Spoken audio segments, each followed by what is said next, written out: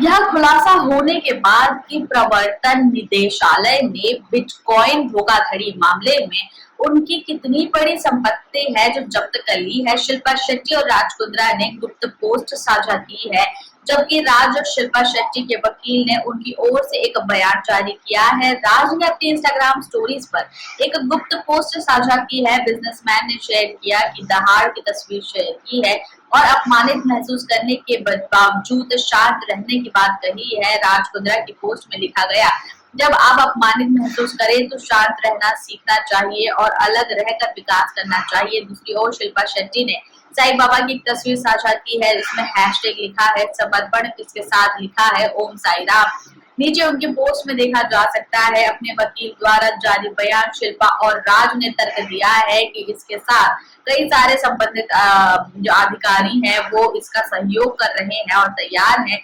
उन्होंने इस चीज को निष्पक्ष जांच के लिए कहा है, आशा की है कि शायद इस पर जो है वो जांच की जाए।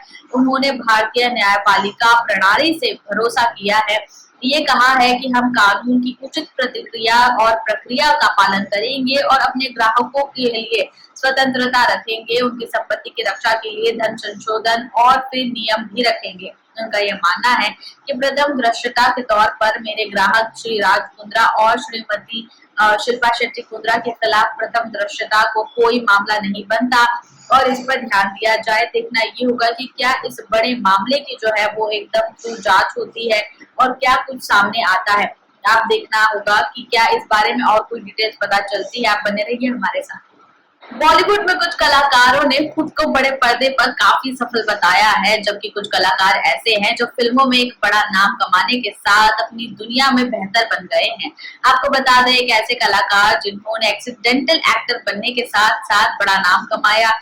फिल्म पृष्ठभूमि में होने के बावजूद ये अभिनेत्री फिल्मों में आने की इच्छुक नहीं थी, लेकिन अपने करियर के छोटे से समय में मयूरी कांगो ने सबसे बड़े निर्देशक महेश भट्ट, पी वासु और सईद अख्तर मिर्जा के लोगों को उनके तरह जो सुपरस्टार है उनके साथ काम किया। उन्होंने अजय देवगन, बॉबी देओल, अनुपम खेर, संजय दत्त, महेश बाबू और गोविंदा सहित कई सारे लोकप्रिय सितारों के साथ काम किया। हालांकि अभिनेत्री ने अपनी असली सपने को पूरा करने के लिए जल्द ही फिल्मों में आना छोड़ दिया और आज वह दुनिया की सबसे बड़ी इंडस्ट्री में से एक में काम करती है। कौन है मयूरी कांगो? जी हाँ, वो द्वारा संचालित एक प्ले अनम्यूट करें तो संपूर्ण तौर पर उन्होंने स्क्रीन पर जो फिल्मों में गाना गाना चाहती थी, फिल्मों में आना चाहती थी, वो बिल्कुल उनका जो है सपना नहीं था। एक बड़ी कंपनी की सीईओ बनने के बाद उन्होंने ये सपना देखा कि शायद उनका जो है इंडस्ट्री में करियर नहीं है। मयूरी का जन्म 15 अगस्त को हुआ था और औरंगाबाद में हुआ था। उन्होंने इस जन्मदिन के मौके पर कई सारी तस्वीरें भी शेयर की थी। अभिनेत्री के पिता एक राजनीतिक भालबंद कांगो थे, जो कि माँ उनकी अनुभवी टीवी और थिएटर हस्ती थी सुजाता कांगो, जिनको काफी नाम और काफी लोग जानते हैं। मयूरी ने अपनी स्कूल और कॉलेज की पढ़ाई औरंगाबाद से की। जब मयूरी 12वीं कक्षा में पढ़ रही थी तो उन्होंने अपनी माँ के साथ फिल्म की शूटिंग देखी।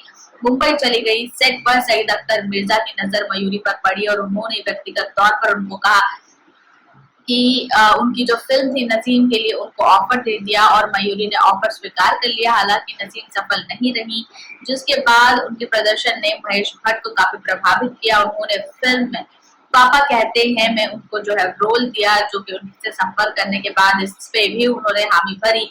बॉलीवुड और साउथ फिल्म इंडस्ट्री में मयूरी कांगो का बुरा हाल था। पापा कहते हैं के बाद मयूरी का ध्यान फिल्मों की ओर बढ़ गया।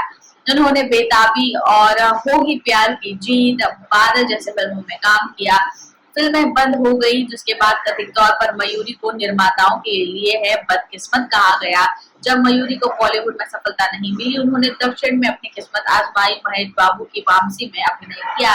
मयूरी साउथ की सफल हीरोइन नहीं बन पाई, जहां पर उन्होंने टीवी में काम करने का फैसला किया। मयूरी और लोकप्रिय श्रृंखला में नजर आई, जिसके बाद उन्होंने हकीकत, करिश्मा, द मिरेकल्स ऑफ डेस्टिनी, कुसुम, कहीं किसी रोज में देखा गया, जिसके बाद तबुला द्वारा लिंक जो है वो आपको मिल जाएगी कि कैसे उन्होंने धीरे धीरे अपने आप को बेहतर बनाया, कोशिशें की, सीमाओं को पार करती चली गई और फिर उन्होंने अच्छी मोटी रकम कमाई।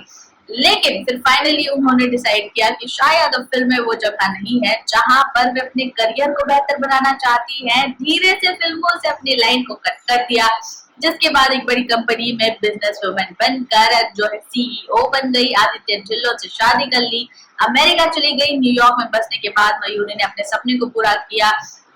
कॉलेज लिंक को उन्होंने school of business and marketing और फाइनेंस के लिए एमबीए किया। मयूरी ने जो है वो बहुराष्ट्रीय कंपनी में जो अपना नाम बनाया। इसके बाद आज वे काफी अच्छा कर रही हैं। आप भी नजर डालिए उनकी जीवनी पर, कमेंट करके बताएं कि ये वीडियो आपको कैसा लगा।